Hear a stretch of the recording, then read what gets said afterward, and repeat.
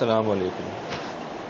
آج تیسرے سپارے کے حوالے سے میں چاہتا ہوں کہ سورہ آل عمران کی آیت نمبر 79 آپ کے سامنے رکھوں، جو میرے نزدیک قرآن مجید کی اہم ترین آیات میں سے ایک آیت ہے۔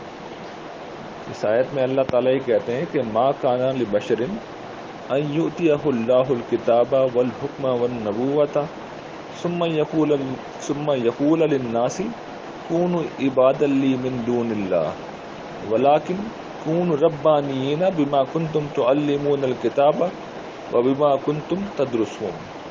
اس آیت کا جو خلاصہ ہے وہ میں عرض کر دیتا ہوں کہ جو شخص بھی اللہ تعالیٰ کی طرف سے نبوت کے منصب پہ فائز ہوتا ہے یا یہ کہ ہدایت کے منصب پہ فائز ہوتا ہے، اس کی دعوت کا مرکزی خیال کبھی یہ نہیں ہوتا کہ وہ غیر اللہ کی طرف بلائے، بلکہ اس کا کہنا یہی ہوتا ہے کہ کونوا ربانین، اللہ والے بن جاؤ۔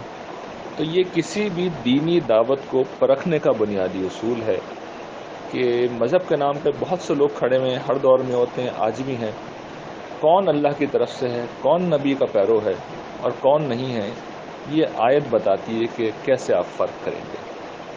جو شخص اللہ کی طرف بلائے، جو شخص یہ کہے کہ کونوا ربانین، اللہ والے بن جاؤ، وہ اصل میں صحیح طریقے پہ، وہ نبیوں کے طریقے پہ ہے۔